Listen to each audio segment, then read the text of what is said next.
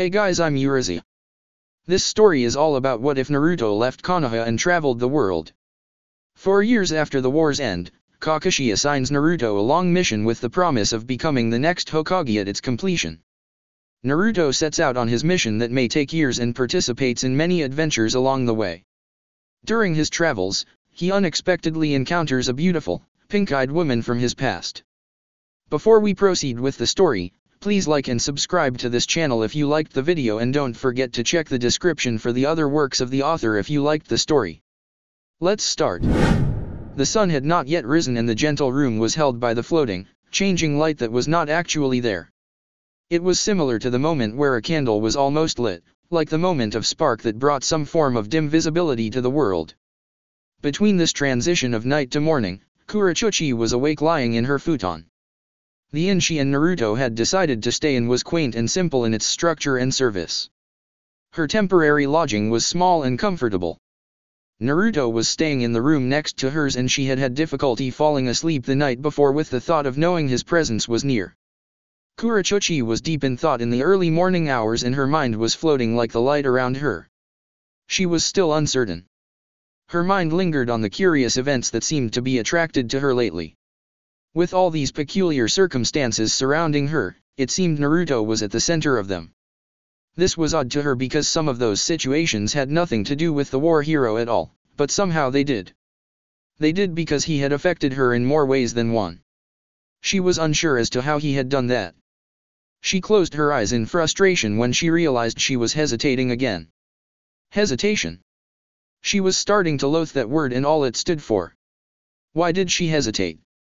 The question seemed like it was never going to leave the confines of her thinking. The question was like a muddy shadow that tainted the purity of her thoughts.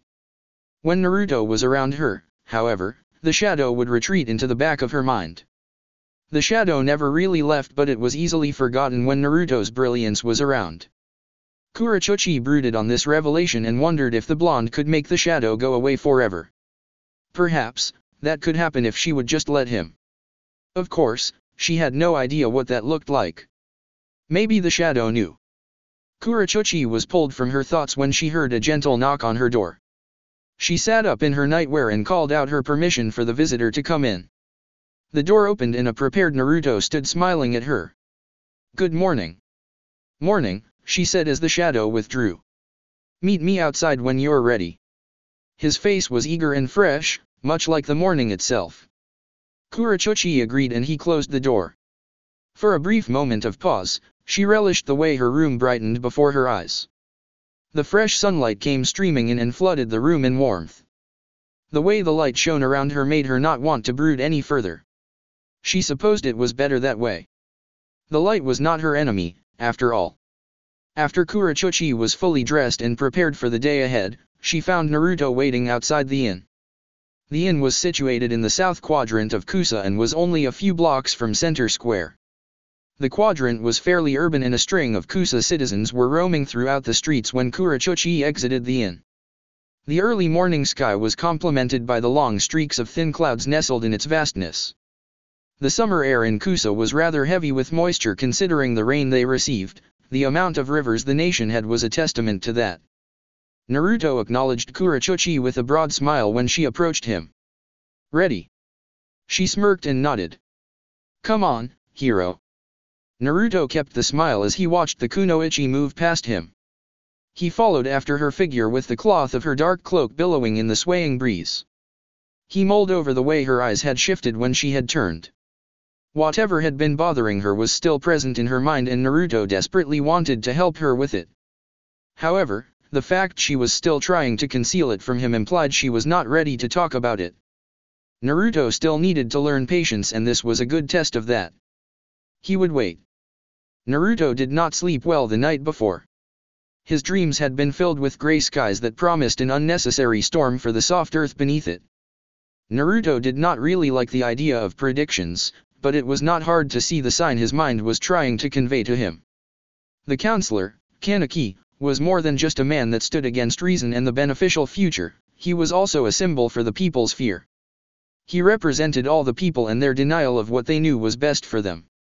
Naruto had dealt with feelings like this before, but he definitely did not enjoy doing so. He would need to handle this issue with delicate care because it was all based around a worldview. Destroying someone's worldview typically ended up leaving quite a mess in its wake, and Naruto wanted to make sure it would bring lasting effects. Still, he had seen it all backfire before. Naruto was shaken from his thoughts when Kurochuchi stopped in front of him. Naruto looked past her shoulder and realized they were standing in front of the entrance to the headquarters. Naruto observed the way Kurochuchi stared at the door in front of her and was motionless for a moment. Naruto was about to say something when she opened the door and walked into the main lobby. The receptionist from yesterday looked up from her work and stood up from her chair when she saw Naruto. The massive grin and wave the attractive receptionist gave the blonde was enough to make most men feel lucky enough to have just been noticed. Yoo-hoo! Uzumaki-san. Naruto was not surprised she had figured out his identity since yesterday. Before he had the chance to make the mistake of waving back, he noticed the side glance Kurochuchi was giving him. The glance held irritation but also a hint of rosy regret. Naruto was unsure as to what the regret stemmed from, but he quickly assessed the situation at hand anyways. He nodded to the receptionist out of mere politeness and followed after Kurochuchi without saying a single word. The receptionist stared up at the duo with disappointed shock. Naruto tried not to smile too widely when he saw the hint of redness on Kurochuchi's face as they got to the top of the stairs. Her voice was barely above a whisper. "Thank you." Naruto chuckled and moved past her. "Don't thank me yet. There are more solutions we need to find today," he said with a soft inflection. Kurochuchi gave him a small smile and they strolled down the hallway towards the ornate doors that stood between them and their current problem. Naruto could hear the shouting before they had even reached the extravagant doors. As Kurochuchi pushed open the doors and 5 pairs of eyes looked at them, Naruto wondered if his previous notion had been a good one. Naruto quickly observed the fact that a secretary was seated next to the elder on the far side of the table, taking notes. She had not looked up when the duo had entered the room. The 5 counselors appeared to have been in the council room for a while now. Naruto would not have believed they even went home at all. Naruto could feel the heated gaze of steel gray on him when he walked in, but he remained undaunted. When Kaneki and the war hero locked eyes, the grizzly counselor stood from his seat. "Uzumaki-san. It would be best if you and your companion took a seat unless you would like to interrupt our affairs again." Naruto's face had been stoic when he entered and he kept the same expression as he sat down at the round table with Kurochuchi seated next to him. He said nothing. To Naruto's bewilderment, the kunoichi was placid and silent at the moment. The elder cleared his throat while giving a stern look to Kaneki. "That was very rude, Kaneki. These shinobi are our guests and it would benefit you to watch your manners." The elder's expression softened when he shifted his attention to the 2 guests. "I apologize, my friends. There was no actual interruption as our discussion has not been made formal yet." The elder addressed the General Assembly at the table. "Now that everyone is present, we will disregard all comments and arguments given prior to now and begin the formal discussion." The elder nodded to his secretary who acknowledged his request and began to write the official record of the meeting. The elder opened the discussion by directly addressing the steely-eyed counselor. "Kaneki, seeing as how you've started all of this with your demands, it is only right that you defend your argument first." Kaneki stood straight and was like a tall spire of earth jutting strongly from the shoreline of some old, forgotten beach. It was at this moment where Naruto perceived the uncomfortable movement of the 2 unnamed counselors at the table. They did not look at Kaneki when he stood and had involuntary spasms of unnecessary gestures that indicated their uneasiness. Naruto did not like it.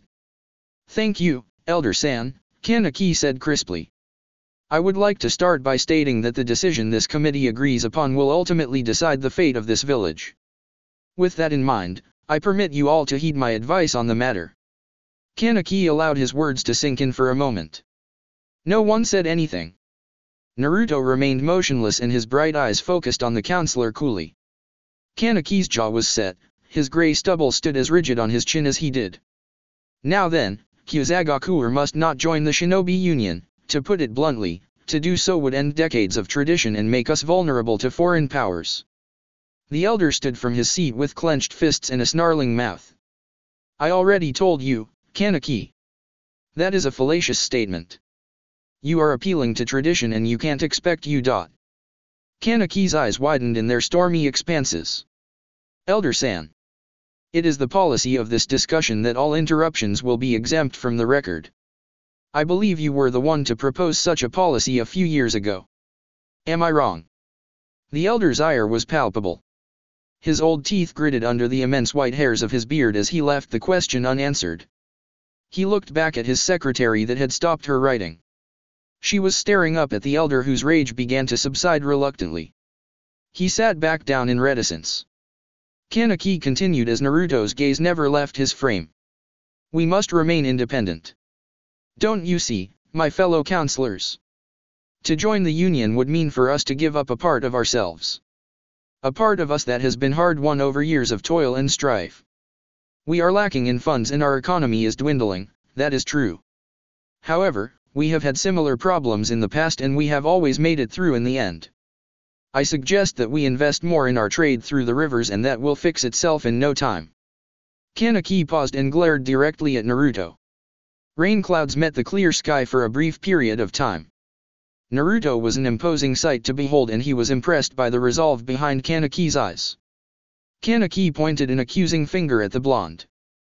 This man would say that our solution is to join the other nations and become part of them. Ha! We might as well be their slaves. They would have our very freedom. The very thing that makes us what we are. Have we no pride? Have we no dignity? Kaneki's voice thundered throughout the small room.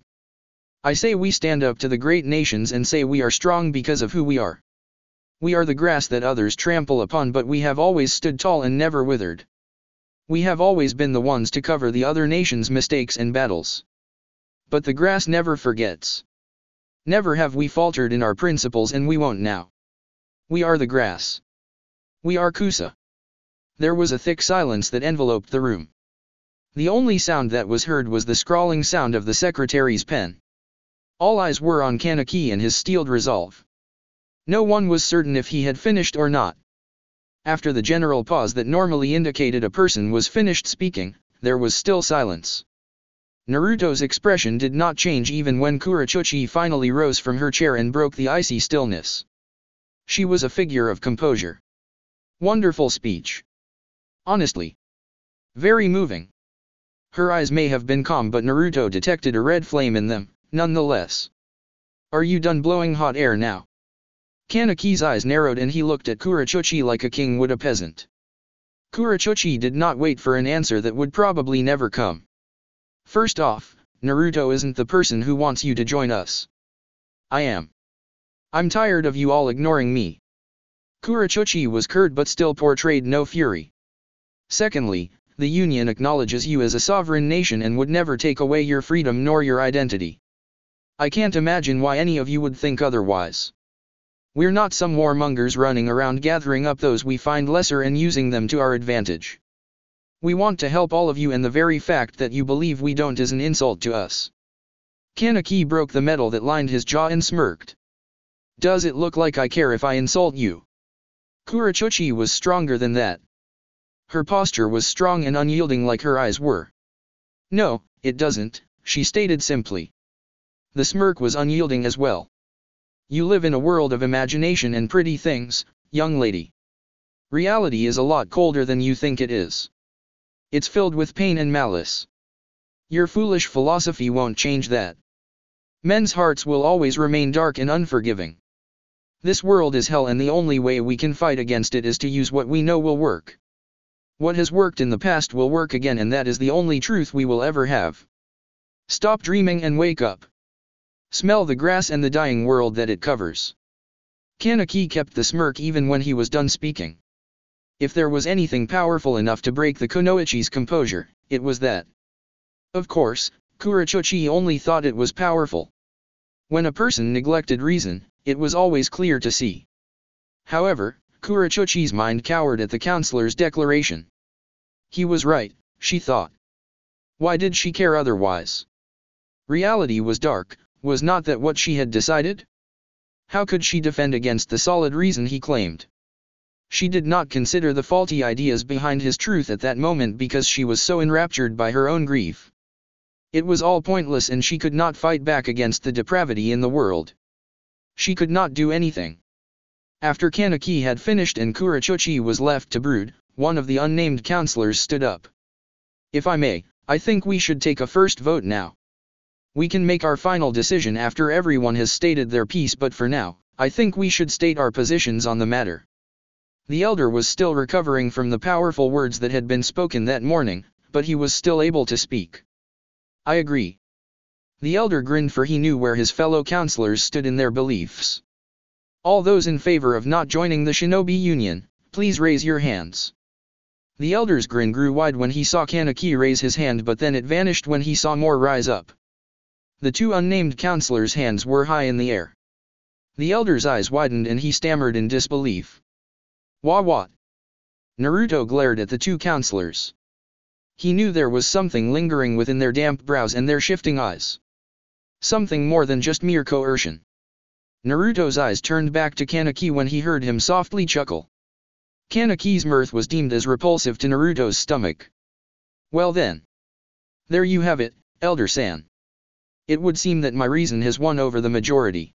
3-2, if my math is correct. The elder laid his hands on the table in outrage. I don't understand. Why? How has this man appealed to you? The counselor that had spoken earlier raised his voice to match his hand. His voice quivered slightly and did not go by unnoticed by Naruto's calculative perceptions.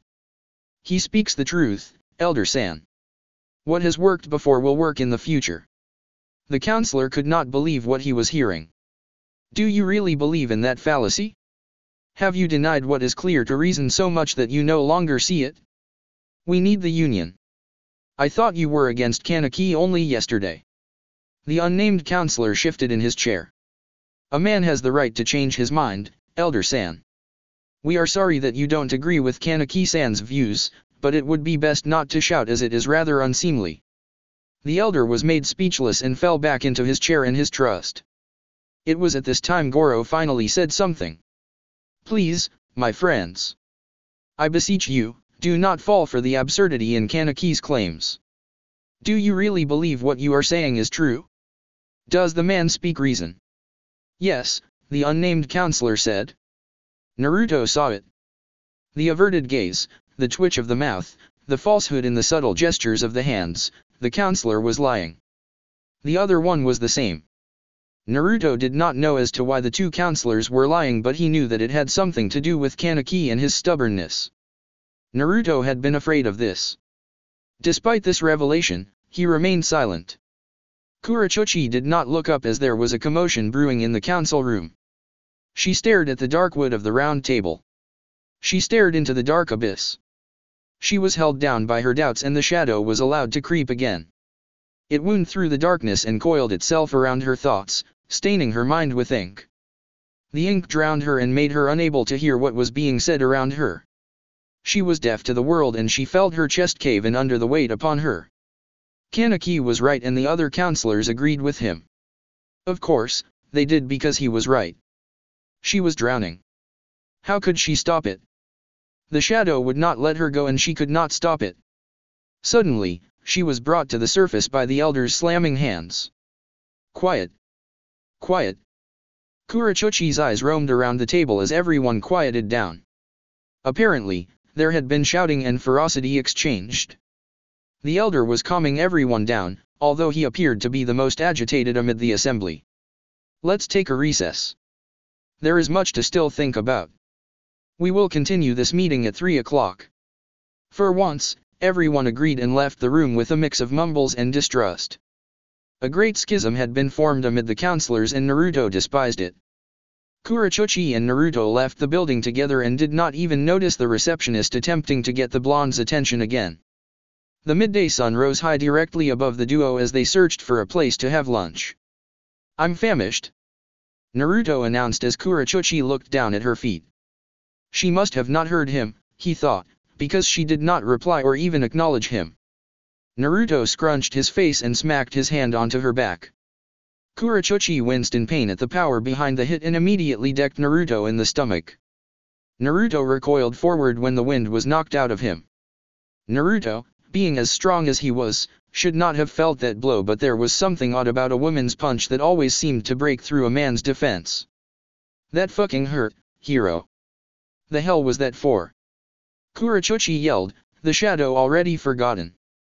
Naruto got his breath back and looked at Kurochuchi with one eye open. I had to get your attention, somehow.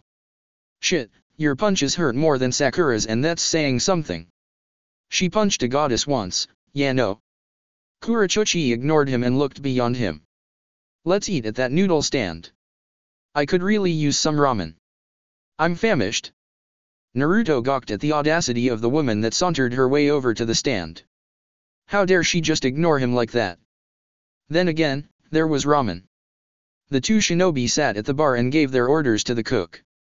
The cook wrote down their orders and headed to the back.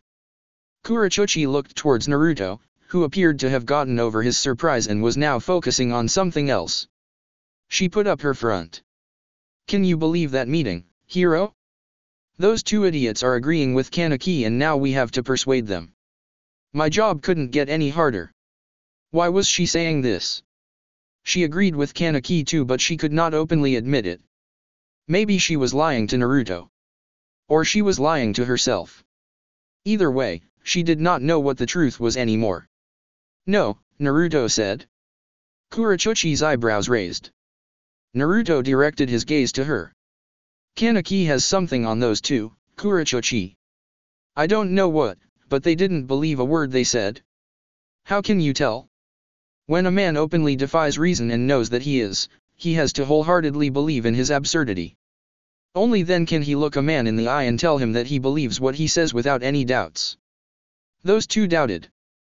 I don't know what Kaneki is using to get them to lie against their beliefs, but it can't be good. As a bowl of noodles was placed in front of her, Kurochuchi pondered on Naruto's words. Kurochuchi doubted her beliefs too, even though she thought she knew them. The truth was becoming something that was harder and harder to grasp.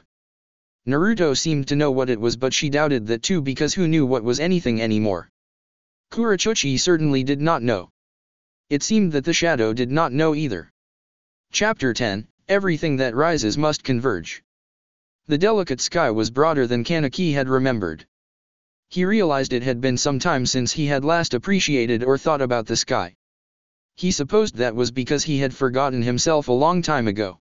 It was always hard to find something that was forgotten, especially if it was intentionally done so.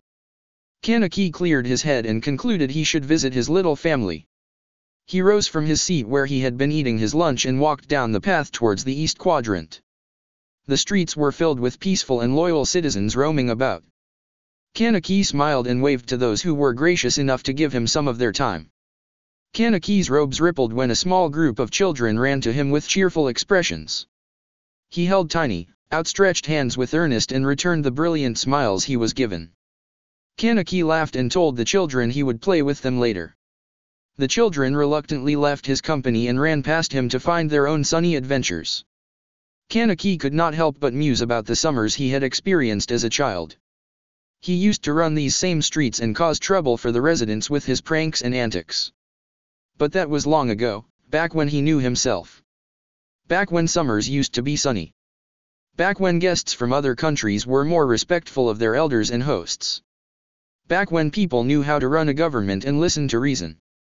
The two Union fools could not understand that, Kaneki thought. They could not appreciate those sunny days because they blinded themselves with opinions and change. They just did not understand. Kaneki traversed through the familiar streets until he reached his home. Before going in, he stopped in front of his door. A curious thought passed his mind, like a smooth leaf through the windy grass. The thought was not filled with something like ignorance or forgetfulness, but with hope and brilliance. Kaneki had no idea as to why the thought came or where it had come from, but somehow it gave him peace. The most curious part about it was that he did not even know what the thought was. Even as he opened the door to his home and saw his daughter in the kitchen with his grandson in her arms, Kaneki still could not decipher the thought. Kaneki's daughter gave him a puzzled expression when he walked in. "Hello, father. I thought you were at a council meeting." Kaneki smiled pleasantly and his steely eyes melted at the heartwarming sight before him. "We took a small recess, my dear." He glanced around the large foyer and into the broad kitchen in front of him. "Where's your husband?" His daughter smiled sweetly. He went to get some groceries for the baby. Suddenly, a troubled look passed over her features. Are you sure it's fine that we stay here, father?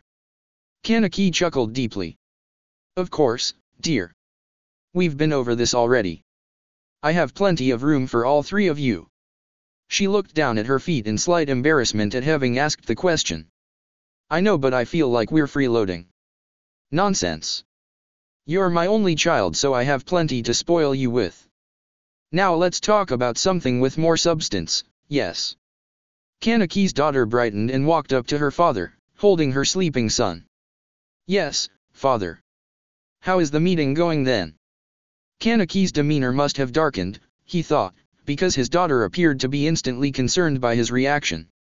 The subject certainly had more substance, but it was not the substance he had been thinking of. Still, his daughter would understand him. The council is being foolish by letting foreigners interfere with our diplomatic issues. His daughter's concern did not dissipate. He was not surprised.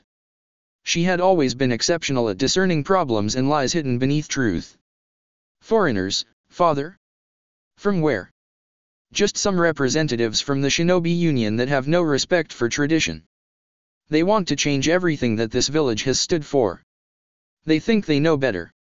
Sheer animosity was layered all across Kaneki's features from the thought of the two guests. Kaneki's daughter was calm and seemed to be pensive about her father's words. What exactly do they want to do? They want us to join the union, my dear. They want to trample on us again after all that they've done. What makes you say that? Kaneki's daughter seemed to be in dismay about what he had done. Have they given you any reason to suggest such a thing? It sounds like they want to help us, father. Kaneki was not liking where this was going. It almost sounded like his daughter was defending the fools. It doesn't matter, sweetheart. They've used us before, so they will do it again. His daughter suddenly looked tired, as if she had only been pretending she had ever had energy. Father, you're being unreasonable. I think they could really help the village. Kaneki was definitely upset with that statement. My dear, you don't understand. You don't know what I know. You haven't seen what I've seen. Kaneki was disillusioned when he saw his daughter's anger surface. It was as if a seal he did not know existed was finally seen but then broken at the same time. Like what? Like when mother was killed when I was little. Like you're the only one who's felt pain about all of that, father? Or like the way the Iwanin murdered her and half the village because everyone had decided that we were all of a sudden bigger than we actually were. Because only you understand all of that, huh?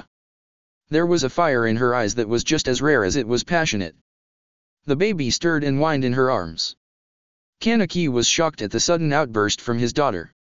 She was furious and he had never known her to be disrespectful. These foreigners were ruining everything, he thought. We were at war. We had to show that we weren't going to be pushed around anymore. Just like they're trying to do now. The only difference is that this time they're slapping the word peace on everything. No, father. You always assume that the past completely mirrors the present. Things can change, father. The baby was awake now and joined in on the obvious frustration in the room. He squirmed and cried in irritation. The noise aggravated Kaneki and he scowled at his daughter. Stop this. I don't want to hear this disrespect from you. I'm going to be late. When I return, I demand that you promise to never speak to me like that again. He turned to leave the house and leave the argument to stir in negligence. He usually did that when he knew he was fighting a losing battle. He did not want to think because thinking was painful and brought up the truth. Kaneki did not have the courage to handle truth and he could not remember the last time he did. His daughter had it though, and that frightened him. Before Kaneki turned around and left the house, he saw the glistening of hot tears fall down his daughter's face to mingle with her son's. Yes, he thought, courage frightened him greatly. Naruto entered the circular room for the second time that day and was thankful when he saw that Kaneki had not arrived yet. He noticed the two counselors that had supported Kaneki were there and knew this was his chance. Only the two counselors were in the room when Naruto and Kurochuchi entered it. Naruto took off his traveling cloak and laid it on the chair next to where Kurochuchi was seated. When he moved over to the two older men, she sent an inquisitive glance at him. Excuse me, gentlemen, Naruto began. The two counselors showed immediate discomfort and seemed like they would rather be anywhere else at that moment. Naruto knew he had to be blunt. He did not have much time. There has been something odd about this meeting, wouldn't you say? One of the counselors had a long, droopy mustache that was reminiscent of a piece of rope. The other had a clean-shaven and withered face. We are both unsure as to what you mean, Uzumaki-san, said the counselor with the rope-like mustache. Naruto forced as much charm and patience he could muster into his pleasant smile. Allow me to enlighten both of you then. The sharp fear that passed over the counselor's features gave Naruto confidence to continue. I have a notion that neither of you truly believe what you have been saying in this council room today. The counselor with the mustache attempted to feign outrage, but Naruto knew a bad actor when he saw one. He hated it when people lied to themselves. That is a preposterous allegation, Uzumaki-san, and we would greatly appreciate that you take it back. Naruto was not amused and hardened his smile considerably. So you deny it? The counselor nodded his head in an almost frantic manner. Then you can say, with the utmost certainty, that you do not wish to join the Shinobi Union? Despite the fact that you voted to join it only yesterday with the same amount of vigor as you vote for the opposing side today. When Naruto saw the obvious doubt slither across the counselor's eyes, he knew he had won. The counselor knew too. His face seemed to drop like his facial hair. You do not understand, Uzumaki-san. Naruto sighed and looked at the other counselor who seemed to be fixated on the wall behind him. You are correct, counselor. I do not wish to either, I'm afraid. It does not really matter how he has won you two over. Threats, bribery, or even just common probing, the point is that both of you actually want to join the union and know that you should, correct? The two counselors looked at each other and then up at Naruto. There was remorse in those two pairs of eyes and Naruto empathized with them. His shoulders slumped down and he spoke to that remorse. It would be best if both of you tell the truth in this meeting, gentlemen. If you both truly believe that Kusa should not join the Shinobi Union, then please vote for that. Naruto squared his shoulders and glared at the two counselors. However, if either of you lie again in this meeting, then I will know. And I promise you both that I will make you regret it. Naruto did not like threatening people, but in order to represent justice, a hero had to represent truth too. When he had finally heard the truth, Naruto took his seat next to Kurochuchi. Kurochuchi had heard the entire conversation and smirked at Naruto when he sat down. Naruto folded his arms and met Kurochuchi's gaze. Thank you, she said simply.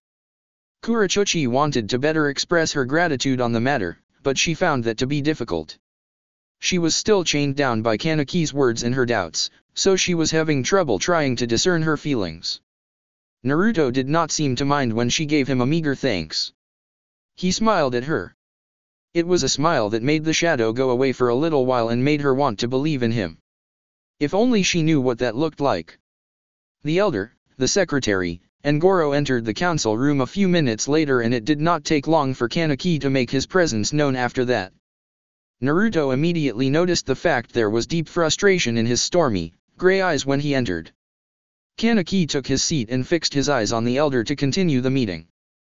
The elder received the silent nod from the secretary to indicate she was ready and started the meeting. Now then, I believe that it would be only fair if we heard from the union's side of things. Does that sit well with you, Kaneki? Kaneki gave no indication he was perturbed by the elder's sly quip and simply agreed to the matter with a nod.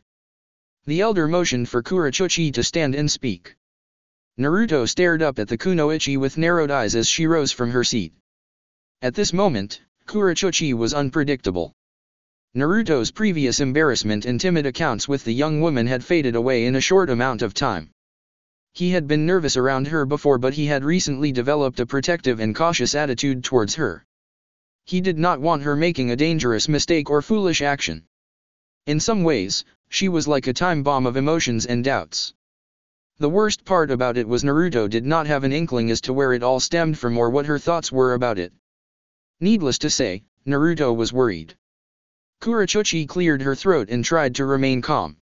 She had to speak about what she knew to be true. Kaneki was wrong, she told herself. Life had meaning. It had to. She hoped repeating these thoughts in her mind would make it all true. By telling herself they were facts, she knew she could make herself believe it all. But she did not believe. The shadow would not let her.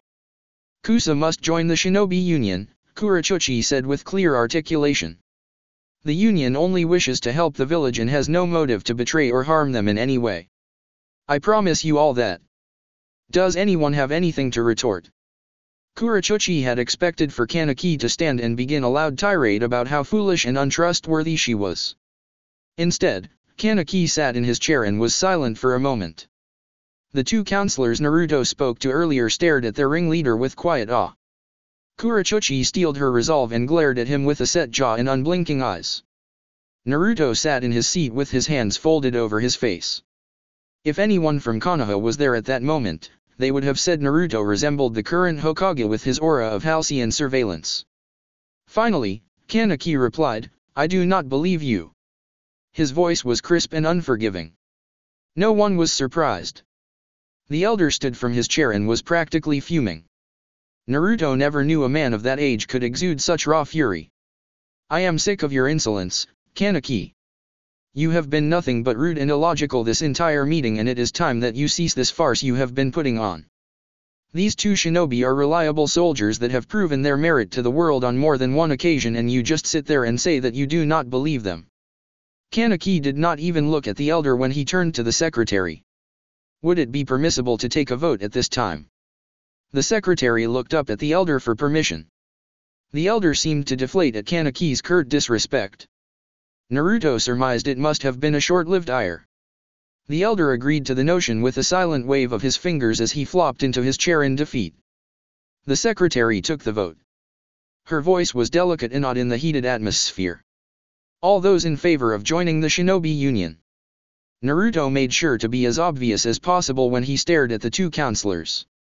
4 hands were raised in the air, and that was the moment the chaos started. Kaneki's eyes were like silvery bullets that were about to impale the two vulnerable counselors. Both of the counselors' hands were shaking weakly in the air and looked like they were about to collapse from fear. Naruto could not help but smirk behind his folded hands. They were not lying to themselves anymore, and that meant Naruto had gotten through to them. The elder's attitude had flipped completely. His grin was wide as he turned his attention to Kaneki. Well, it seems that the majority is in favor of the union. Interesting. Kaneki jumped from his seat as he felt his hot blood course through his body, increasing his rage with every pulse. Why was everyone disagreeing with him? This was not supposed to be happening. He would not accept defeat from these children. Everyone was against him and his ideology. They were all fools, he decided, his daughter, the council, the foreigners, and the village. Everyone was a fool. Don't you see? Kaneki's voice roared and bounced throughout the room. The secretary jumped in bewilderment and stopped her note-taking briefly. These two foreigners don't wish to help us. Elder San has proven that he does not wish to either. I am the only one who has this village's best intentions. Only I can save Kusa. I am the grass and I will bury all of you. Kurachuchi glared at Kaneki with disgust. Is that a threat, old man? No. I have no means to fight a fool who denies reality. Kurachuchi cringed at that remark but quickly regained her composure. The old counselor's anger was contagious. I'll fucking smash your skull in, you prick. Kaneki raised a finger and grinned maniacally. See. The woman cannot control herself. She cannot be trusted, just like I said. That did it. Naruto was done with this nonsense. He had been silent long enough. Just as Kurachuchi was about to launch a chakra-enhanced fist into Kaneki's nose, Naruto rose from his seat. All eyes were on the blonde as his towering and broad frame faced Kaneki. I believe that self-control was thrown out the window some time ago, Kaneki-san. Kaneki could not hide his astonishment at seeing the man that had not said a word in the meeting all day, suddenly speak up with such a stoic and resilient disposition. Kurachuchi gazed at Naruto with the same level of amazement. She had not expected him to say anything. This was not his fight. Naruto continued, when a man starts spouting nonsense, it is only natural for rational individuals to call him out on it. It's always a shame when the man happens to be one in a position of power. Naruto's eyes were the shade of the deep ocean where light was barely seen. He was tired of all this. There has been little reason behind your words today, Kaneki-san. The surprise must have died away in that moment because Kaneki spoke back to the war hero. Although, he lowered his voice this time around. It seems that the girl's imagination has worn off on you too, Uzumaki. Keeping your mouth shut was the most sensible thing you have done all day and now you go and ruin it. Naruto was not bothered by that statement. His face was placid, revealing nothing. Tell me, Kaneki-san, what exactly is your definition of reality? Kaneki's grin was grotesque and ugly as he was given the chance to demonstrate his golden ideology. Reality is hard, merciless, cold, and piled high with the bodies of those who dream of change. Reality is not limited by any fool's imagination or idiotic visions of the future. It is crafted by those wise men that have fabricated society and the world as we know it. Reality is filled with cruel intentions and only those that accept that can succeed in it. Everyone in the room, except for Naruto, was visibly appalled at the definition. For one thing, Kaneki had only described his version of the characteristics of his reality, but Naruto decided not to call him out on it. Focusing on details would surely get them nowhere. Naruto rubbed the back of his neck and sighed loudly. Perhaps, you're right. No one in the room, especially Kaneki, expected that answer. Kurochuchi felt some hope drain in her soul when he said that. The man had been so strong and confident before. However, she noticed he did not appear to be hopeless when he said it. In fact, Naruto flashed a small smirk at Kaneki. I mean, there's definitely a possibility that your reality exists, but I still don't like it, Naruto confessed. Honestly, if your reality is correct and everything that I believe to be true is actually wrong, then I think that's fine too. Kaneki had lost control of his jaw as it was hanging wide open as Naruto spoke. The reality that I've created seems pretty awesome if that's how it works. I'd rather live in a world that has hope and merriment than your cold one. I certainly didn't risk my life and fight a goddess just to live in a world that doesn't change. I'd like to think that I've changed for the better and there is nothing subjective about that. Kurochuchi felt something fill her spirit as Naruto's words flew around in her mind. It felt like something warm and bright. It was something that made the shadow quiver and the hope gather. Naruto was not finished yet. I've seen many of my comrades and friends die and I should be the first to tell you that the world is unforgiving and cruel. But I can't. I can't because they would all punch me in the face for saying such a thing. They trusted me to find a solution on how to stop all this hate and strife in the world. I've become strong to find that answer, and for you to say that the grass is what covers and fixes things just sounds weird. Your traditional views just don't make sense. Just because something worked before doesn't mean that it will always work in the future. The council room felt different then and Naruto's words flowed around, sublimating everyone in it. You see, the world is unclear and scary, but that doesn't mean we should come up with simple answers and think that we've got it all figured out. I met a guy who believed that once, and it was because of his views about agony that held him down. He thought the world was so much different than it actually was. I told him that and I managed to help him through those thoughts. The world is messed up, but that doesn't mean we haven't made an impact. I think this world is beautiful and worth struggling for. I know this because I haven't forgotten what my precious people have said and done for me. I haven't forgotten the person that they believe in. I haven't forgotten myself. Suddenly, Kaneki remembered that thought he had while he was standing in front of his house earlier that day. It had been a thought where he had remembered himself and what he had believed. Kaneki used to believe he could change the world for the better.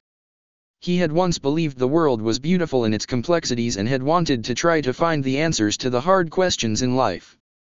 That had all changed when his wife had been killed in the Third Shinobi World War. He tried to forget about his wife after the war and his thoughts of making the world better through change. He had forgotten himself because it hurt to remember. He had denied reason because it did not hurt so much. He held on to his reality because he felt safe there and he did not have to change anything. But for some reason, this time it did not hurt to remember. It felt nice to remember his dreams. Maybe remembering was a crucial part to living. Kurochuchi was having a similar revelation in that moment. Naruto was right. There was beauty in the world because it was teeming with meaning. Her ideas of meaninglessness did not make much sense when Naruto was around speaking about principles as if they were facts. Because of Naruto, Kurochuchi was able to understand the fault in her logic. There were people that were worth the struggles and hardship because there was meaning behind it. If there was no meaning, then nothing would exist at all because reality was full of reasons to live and fight. This was why she stood with Naruto, why she was with the Union, and why she was a shinobi, to find the things worth fighting for and fight with everything she had. When Kurochuchi gazed up at Naruto's confident posture and heard his wise words, she knew what to fight for.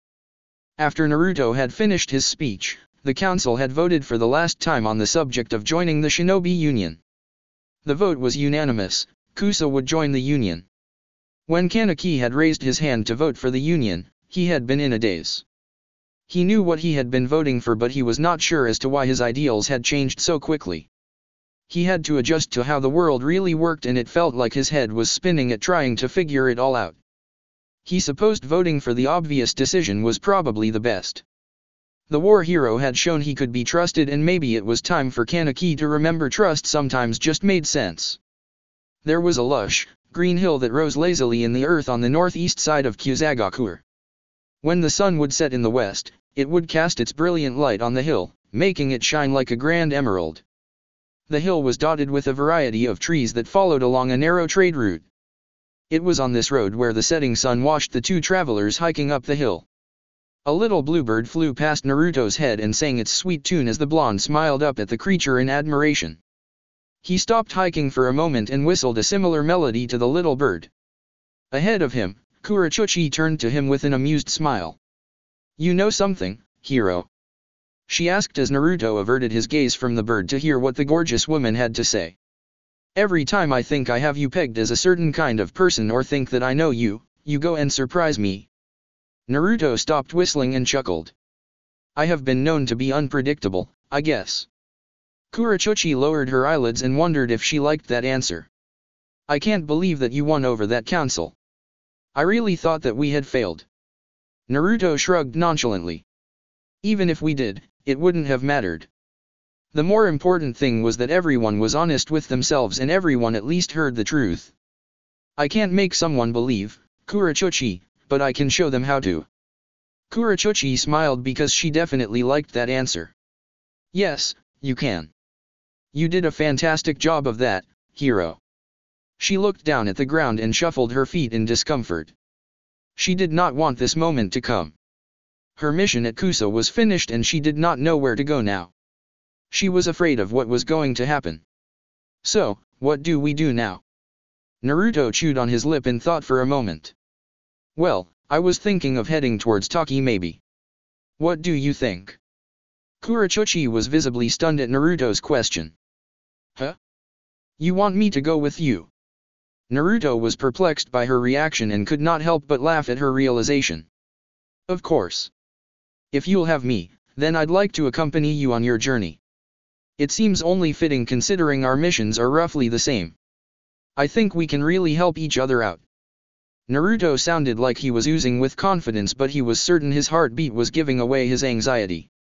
So much for being protective and cautious, he thought. He had expected her to leave him and go about her duties without him. He wanted to be with her so badly. It felt like he was just getting to know her and he wanted to continue his discoveries of who exactly Kurochuchi was. Kurochuchi felt the heat elevate in her face as she realized her awkward situation. "Oh well, of course. We should do that. Help each other out. Sounds great." She could not handle the joy welling up in her. She wanted to scream and dance around, but she knew that would not help her embarrassment at all. Instead, Kurochuchi turned around and hid her excitement by climbing up the hill's trail. Naruto smiled and followed after his new companion. He wondered what kind of adventures he would have with the pink-eyed kunoichi and if his feelings would come across to her successfully. He was nervous and scared of the future, but that certainly did not quell his enthusiasm for it. Naruto had dedicated himself to marching towards the unknown with those he called precious. As Naruto watched a familiar bluebird soar above Kurochuchi's ebony locks, he knew exactly who was precious to him. Chapter 11, Intentional Misunderstandings. The river's current was strong, yet silent as it carved its course through the rich soil. The river was used to traveling through rocky earth, fertile soil, murky swamps, and clear valleys in order to reach its destination.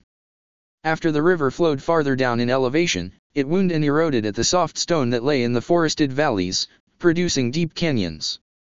It was at one of these canyons where a lone merchant's cart was attempting to cross the gorge. A bridge that was no more than a few years old was constructed for safe crossing over the ravine. The bridge was well made, having been comprised of steel and wire with heavy concrete blocks interwoven into the base of the structure. The ox-driven cart's sole owner was a small, elderly man that had traveled across the world many times in his life. He had traversed this canyon before, but it was the first time he had witnessed the large bridge before. The old merchant recalled there being a smaller, red bridge here, but had heard it had been destroyed before the war. The new bridge seemed like it was a bit too bulky and expensive to have been built for a trade route of average use. Still, the old merchant assumed it was for a good reason. He did not like to question the manner of things.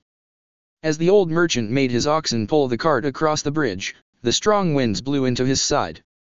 The heavy breeze came from the north and shot down the straight ravine regularly. The merchant had grown accustomed to the elements long ago and was unfazed by the air currents. He would like to say he had grown accustomed to solitude as well, but that would have been a lie. There was a time when he had been accompanied by a beautiful woman back when he used to question the world. However, the questioning and the pleasant company had eventually left him. All the old merchant had now was his cart. He had devoted his entire life to his cart and his experiences. When the cart had reached the middle of the bridge, there was a gust of wind from a different direction, and the man looked up to see what was in front of him. Before he saw the skinny man's repugnant smile, he felt the cold steel on his neck. The old merchant had encountered bandits many times in his life and wished that so many frequent occurrences would have made him used to being robbed long ago. Sadly, his wishes had never become a reality. "Hello!" the skinny man exclaimed with an awful sneer. The old merchant knew better than to say anything. There were 6 men, including the skinny leader, surrounding the tiny cart. The leader was tall and his arms were thin and stringy, but the merchant knew it would be foolish to underestimate him. The leader did not seem to care that the old man did not reply. "You got a nice cart here, my friend." The old merchant was still silent, and the skinny leader still had a knife resting on the man's neck. "You ever heard of a tragedy, old man?" The merchant knew the question was rhetorical, but even if it was not, he still would not have answered. A tragedy is where a group of fine young men must travel great distances on foot with very little food to sustain them. The skinny man feigned a pitiful expression by quivering his thin lips. The old merchant did not appreciate the leader being facetious, but there was little he could do about that. "But then you come along with your wonderful cart. You're our savior, old man." The merchant was not amused and growing tired of the man's schemes. "We'd love to have it and everything in it." The old merchant had been robbed countless times before, but no one had ever taken his cart. All of the bandits had taken his goods, his pride, his oxen, and, at one time, the beautiful woman. No one cared for the cart until now. The merchant could not just give it up. He tried to appeal to the sickly sweet leader. "Please, you can take everything but the cart. This cart is my livelihood. It's been with me for so long." The merchant knew everything he said was falling on deaf and careless ears, but he had to try. The skinny man showed all of his teeth and chortled in a shrill pitch. "Fuck, man. I had no idea. This cart is important to you, huh? Well, we can't have you worry about the poor piece of wood then, can we?" The old merchant knew where this was going. He felt like he had lived a long enough life but did not want it to end like this. "I can remedy your worries, old man." The merchant felt the blade press harder against his throat. He would not question it, he told himself. This was what fate had brought him, and this would be what he took. Suddenly, the blade left the presence of the merchant's neck. A loud crash was heard. The old merchant saw a blur of different scenes appear quickly before his eyes. A thick leg connected with the skinny man's face. A grin flashed. Ocean blue eyes glinted in the sunlight. Several trees on the other side of the bridge were leveled by the impact of something. "I think I went a little too far on that one," a warm voice said. The merchant was frantic in trying to discern what was happening around him. A familiar blond man was standing in front of the cart and scratching his head absent-mindedly. Finally, the merchant's eyes widened considerably in realization. The blond man had kicked the skinny leader so hard his body had been smashed into the trees on the other side of the bridge. A dark-haired woman emerged from the other side of the cart. The woman shook her head and smirked at the blond man. "You think, hero?" The men surrounding the cart must have assessed the situation correctly because they swiftly ran away from the imposing duo. The bandits ran to where their leader's body lay. The leader's bones were broken, but to Naruto's sensing skills, he was still alive. The gang of bandits stared back at the blonde in horror. They immediately recognized him and fled the area as fast as they could. Naruto summoned a clone and sent it after them.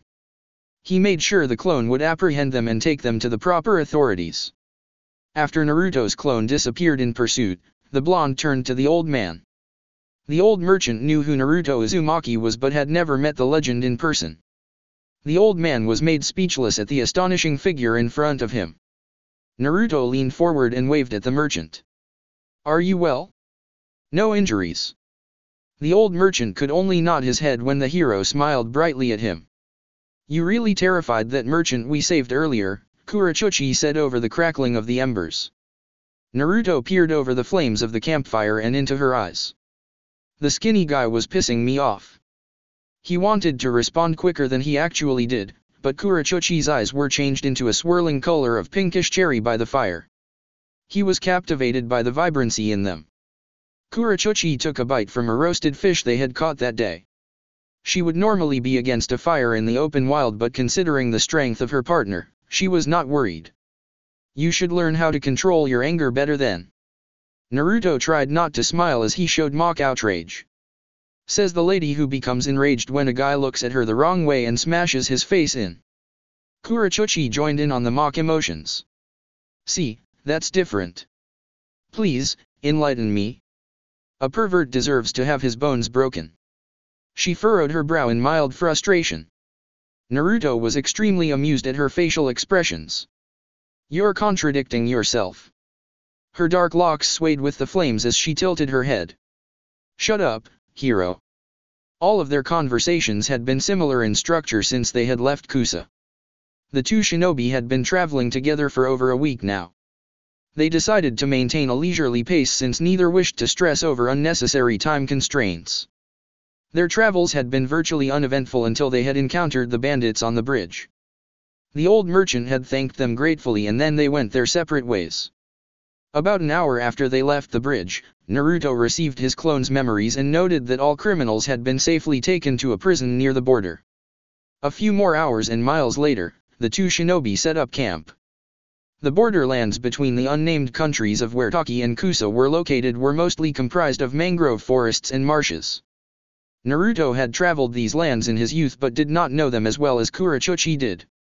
Because of her former position as bodyguard of the Chuchikage and her former representation in the Union, she knew most of the continent well enough. She was rather unfamiliar with Mizu no Kuni, if she was being honest, but there was nothing to worry about with Naruto's connections. Naruto was currently seated under a large mangrove tree and had decided to leave the conversation alone for the moment. He let the events and experiences with Kurochuchi of this past week sink in. He felt like he knew the beautiful Kunoichi a little better now but still knew it was not quite enough. He knew simple things about her, like her favorite color or food and her personality in general situations. But he was unaccustomed with who she was. He did not know what motivated her or what frightened her.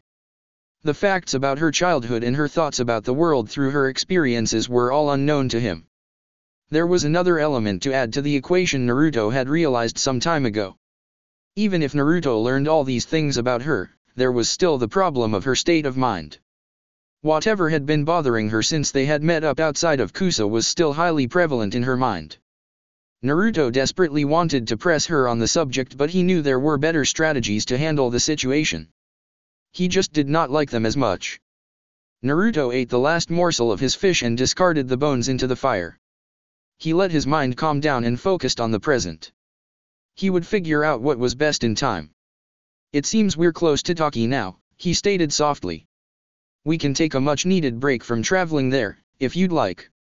Kurochuchi nodded with enthusiasm at the proposition. "Sounds good to me." They doused the fire, then brought out their sleeping bags shortly after that. The night was tranquil and allowed them to sleep while the stars said good night. The next morning, Kurochuchi awoke to find herself alone. She was puzzled as she searched around for her companion. She noticed an obviously unnatural path present in the brush and made her way through it. The morning was cool and gentle with a steady breeze coming through the trees. Summer was almost at an end with autumn fast approaching. The transition of seasons was one of the most peaceful and beautiful times to Kurochuchi. She remembered something important as she slowed her pace down through the foliage. She wanted to laugh at her negligence. If autumn was almost here and she had her dates correct, then today would be. Her thoughts were broken when she noticed a quaint meadow was in front of her. The meadow was surrounded by mangroves and was made beautiful by a small stream of water running through it, highlighted by the green morning light. Seated on the far side of the meadow, was a handsome blonde scribbling away on a scroll with a carefree smile on his face. Kurochuchi knew Naruto had felt her presence before she had even entered the clearing, so she ambled her way over to him without announcing herself. Naruto looked up from his scroll when the pretty woman approached him. "Good morning. Sorry that I didn't make breakfast." The blonde usually made the meals for the two shinobi because Kurochuchi hated cooking. Kurochuchi waved her hand to dismiss his apology. "It's fine. We'll get something in Taki." She glanced at the scroll. "What are you writing?" The war hero actually looked embarrassed as he diverted his eyes away from her. She was surprised to hear nothing from him for a few seconds as he thought about what to say. He finally fastened his eyes to her and spoke the truth. "I originally came out here to write my report, but the atmosphere was so perfect and nice that I ended up writing something else." Kurochuchi's curiosity was awakened. "And that would be?" Naruto was trying really hard not to seem like a child about the whole ordeal. If he had simply reacted with a cool demeanor in the first place, then he would have come across as nonchalant. He was slowly learning it was probably best to act like himself though.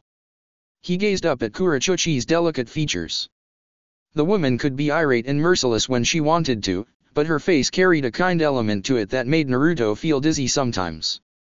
He decided it was best to be vulnerable with her. "I'm writing a novel." Kurochuchi smirked and lowered her eyelids in suspicion. "Seriously? Is it porn?" Naruto appeared to be mortified at that audacious question. "What? No. Why the hell would you think that?" She shrugged and sat cross-legged in the grass.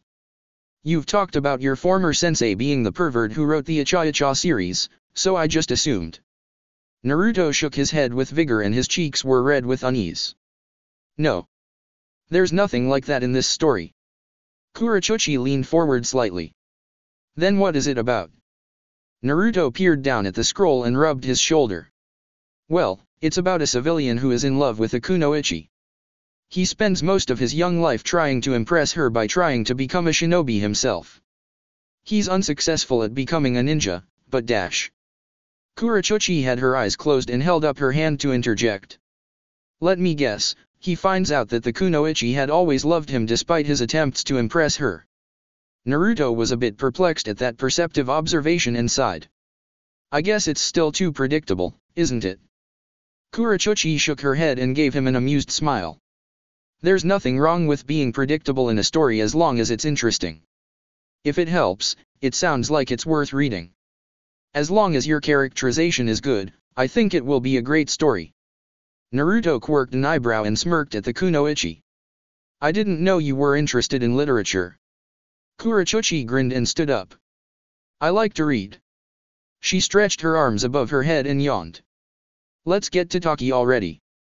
We should be there by mid-afternoon if we hurry." Naruto nodded and followed after Kurochuchi as she jumped over the lazy stream of water. After the war had ended and matters had settled down, Naruto had decided to try reading and writing for a change. He had quickly fallen in love with literature and wanted to write a story that could compare to some of the amazing fiction he had read.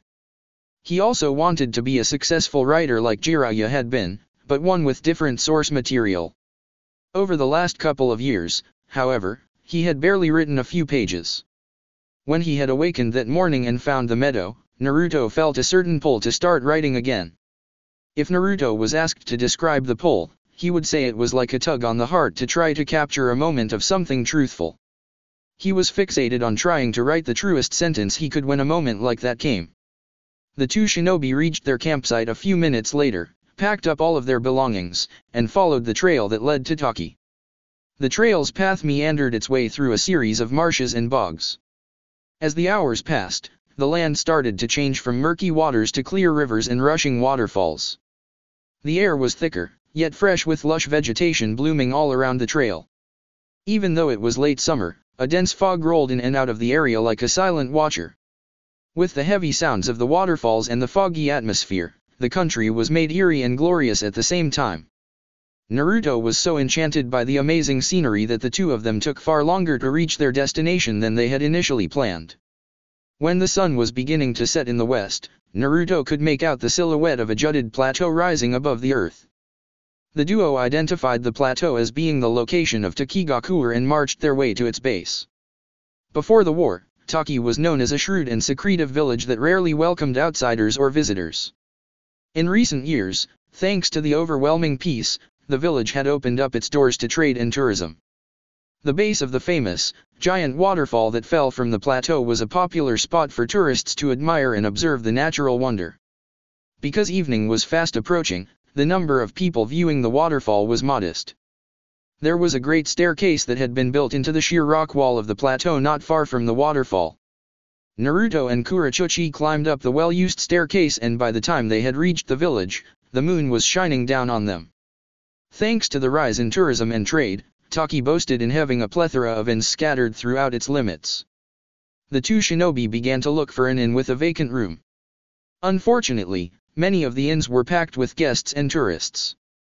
Naruto and Kurochuchi passed through the busy center of the village to find an inn.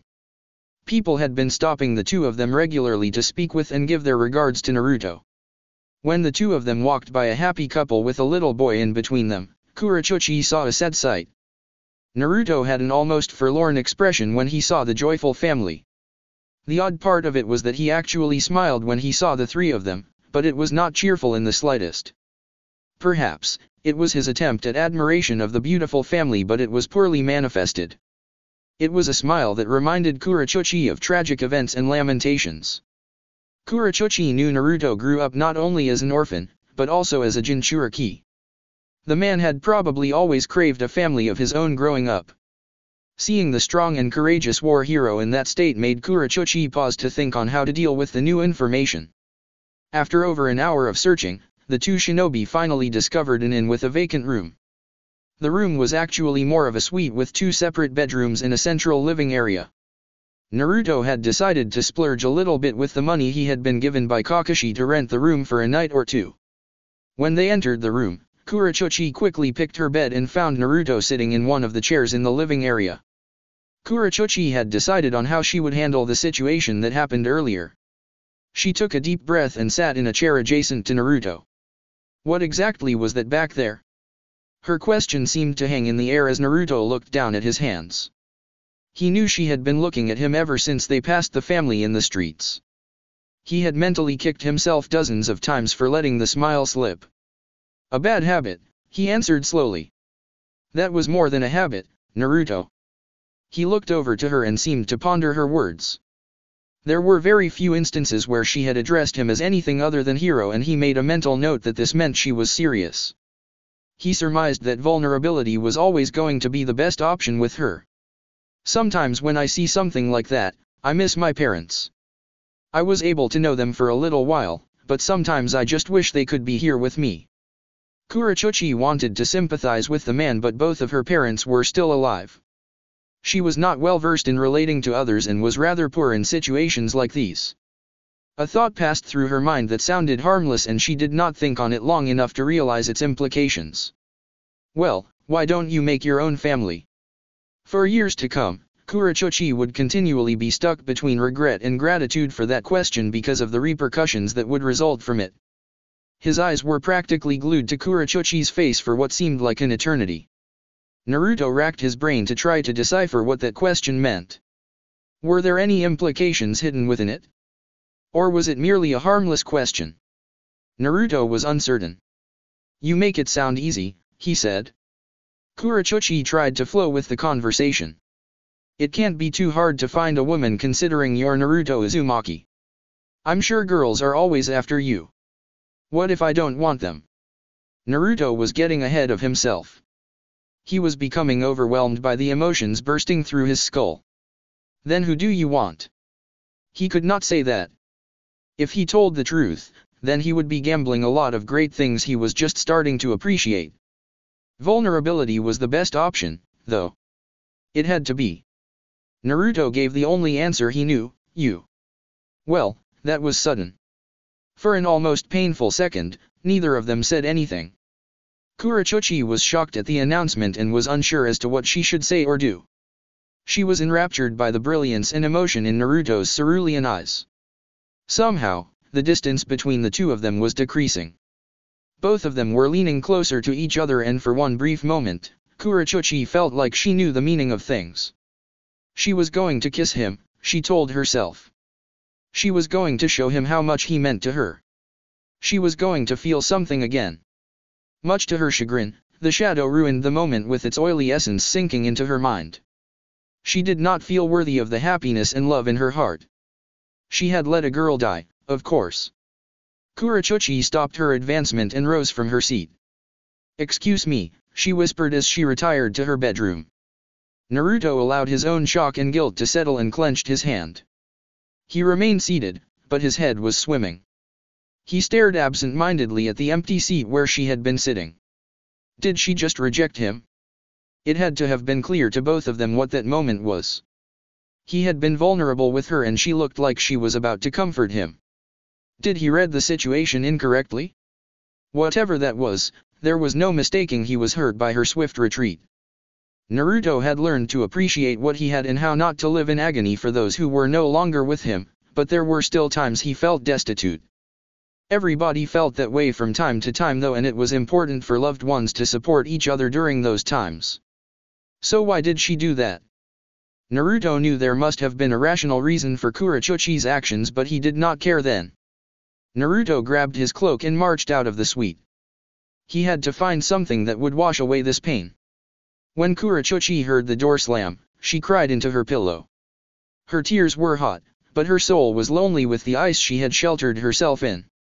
She did not know the shadow could feel so cold. She must have seemed like such a bitch handling that the way she did. But she could not help herself.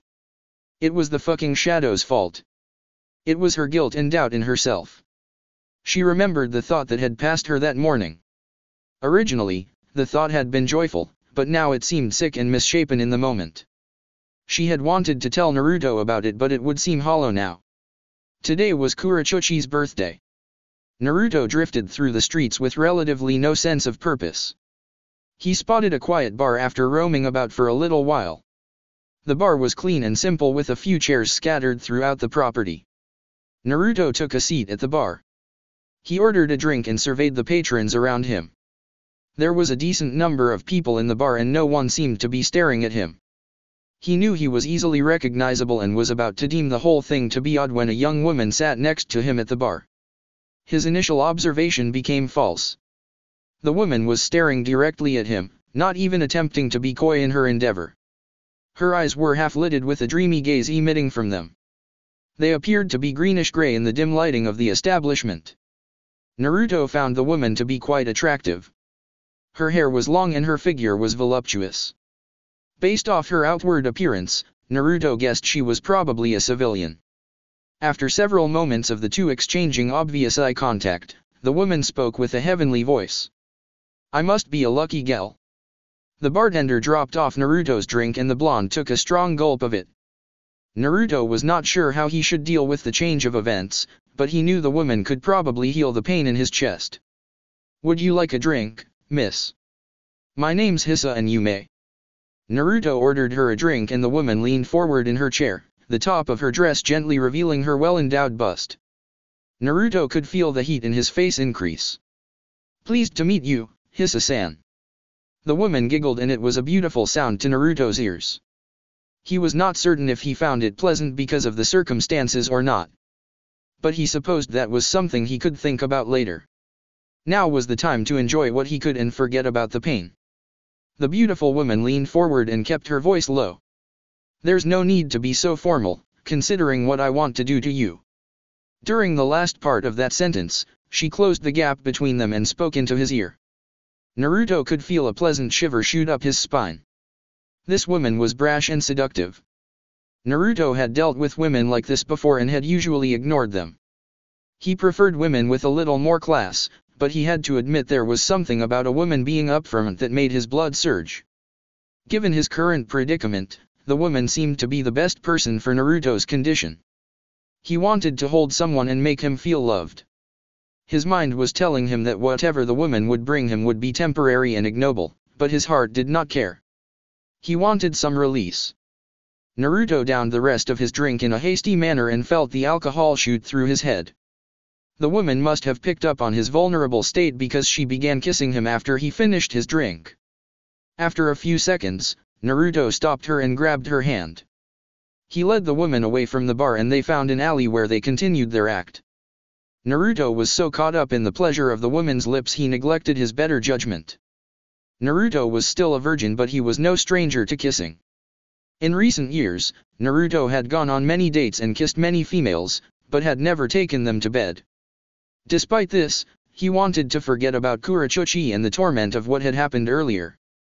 Naruto kept kissing. Kurochuchi sauntered through the streets in slow pursuit of Naruto. She kept telling herself she should have gone after him sooner. She wanted to apologize for her actions. She had let her emotions take over, something she despised. She used to be so logical and ruthless in her deeds and actions, but ever since the shadow, she felt like she was becoming someone else. Naruto had been so vulnerable, so open with her, and she had rejected him. Also, there was no mistaking what he had said, Naruto wanted her. Perhaps, it was only made out of haste and carelessness, but she wanted to be sure of that. She needed to find him and settle the matter. Kurochuchi had been searching for the reclusive blonde for some time until she rounded a corner and saw a couple sucking on each other's faces. At first glance, Kurochuchi was about to roll her eyes and continue her search until she noticed the hair. The tall man's hair, even in the dark of night, was hard to not recognize. Most women in this position would start to tear up, yell a profanity, and run away in a rush. The man would probably follow, apologize, and show how much he regretted the whole ordeal. That was the predictable solution to the problem.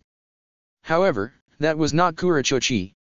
When she realized it was Naruto making out with a strange girl, Kurochuchi felt immediate rage rise in her stomach. Kurochuchi plodded forward, grabbed the woman's hair, and yanked her away from the blonde hero. The kunoichi pushed the woman against the opposite wall of the alley. Naruto's eyes were wide with disbelief and regret. Kurochuchi gritted her teeth and hissed at the woman. "You slut. If you ever touch him again, I swear I'll tear your fucking tits off and slam them down your throat." The woman named Hisa had been threatened by women before, but never to such a terrifying degree. She nodded her head frantically and was released. She apologized profusely and ran out of the alley as fast as she could. When the woman left, Kurochuchi glared at Naruto behind her. Naruto's eyes were heavy with guilt. Before Kurochuchi could hear the incoming apology, she sighed and shook her head. "I'm sorry, Naruto." Naruto was having a difficult time hiding his confusion. Shouldn't she be yelling at him? The woman was scary when she was angry and reminded him of his mother to a great extent. He wondered how his father had handled this type of thing. Naruto rubbed the nape of his neck. "I'm pretty sure that I should be the one apologizing, Kurochuchi." Kurochuchi looked defiantly at him and shook her head again. "No, you were only finding release. It's not like we're married or anything. We are merely traveling companions, right? You were only caught up in your emotions and saying what you wanted in the heat of the moment. When I couldn't give you what you needed, you found someone else that could give it to you." Kurochuchi scowled as she looked in the direction of where Hisa had left. "But that woman was bad news, Naruto. I was protecting you from her." Kurochuchi fixed her eyes back on Naruto and into the agony that was held within his features. She wanted to know the truth. "You were only lonely, right? That's why you said what you said?" Kurochuchi wanted him to say that it was not so. She craved the answer she desperately needed. She needed to hear him say he meant what he had said. He wanted her and she needed for it to be true. When she heard Naruto's answer, her heart dropped. Yeah, you're right. I got carried away, Kurochuchi. I'm sorry. Kurochuchi smiled brightly and punched his arm. Her smile felt immediately like a lie. The shadow was in her heart too now. It covered her and told her it would alleviate the horrible pain. She decided to believe it, for his sake. She had to believe in something, and regardless of the shadow's nature, at least, it was concrete. It did not lie like she did. Great, let's go back to the room.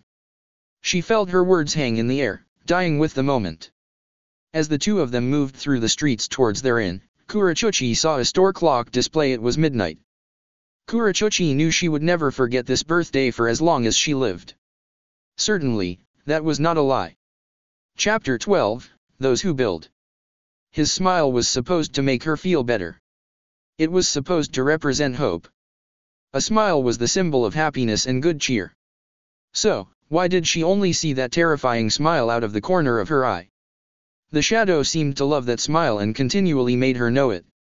The smile that was derived from bad habits and loneliness. A smile that was the furthest expression from good cheer. She never wanted to see him smile like that again, but Kurochuchi felt like she was being tortured by the memory of it. In her dreams, Kurochuchi would see the smile in the dark and the shadow would lurk through the teeth. It would ooze out of the mouth and chase after her, wrapping its nature around her limbs. It would reach her throat and choke her until it was satisfied. It was never satisfied. As the shadow would control her and tell her it was for the best, Kurochuchi would still see the smile. The horrible smile that reminded her that Naruto was still human. She loathed that fact because if Naruto was human and he could feel pain like her, then he was not the rock she needed him to be. She needed someone who could help her and never be carried around by their emotions. Her wish was an unrealistic one, but the shadow did not care.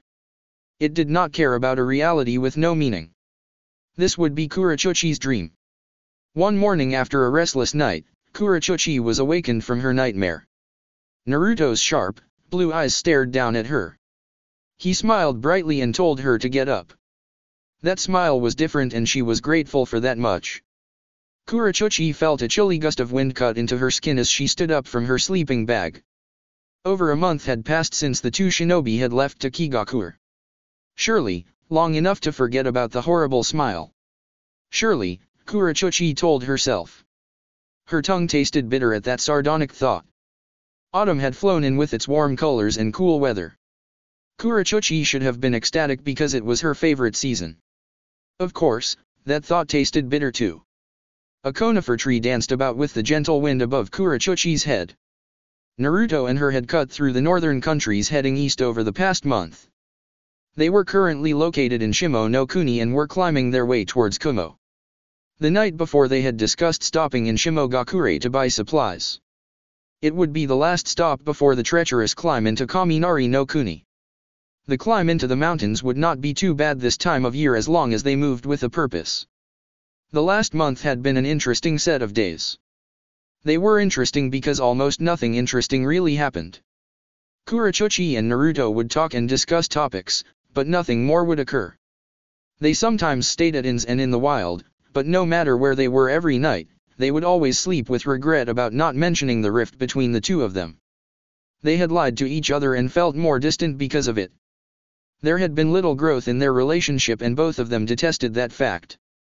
For some reason, Naruto seemed to have quite the purpose that morning. Kurochuchi ate her small breakfast with a quizzical expression as she watched him pack up camp. He was packing everything in a hasty manner.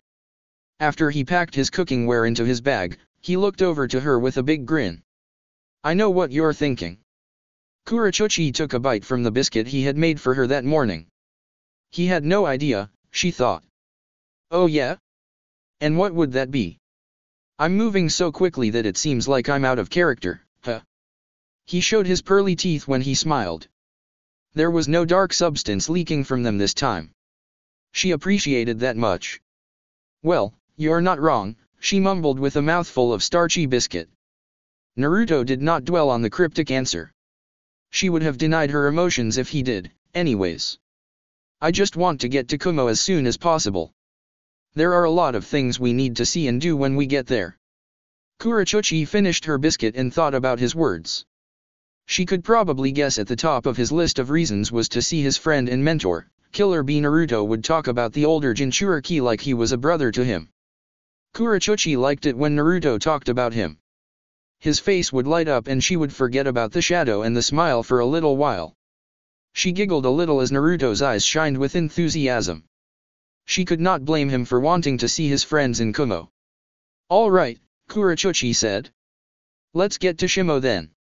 We need more food and water before we make the trek into Kaminari no Kuni."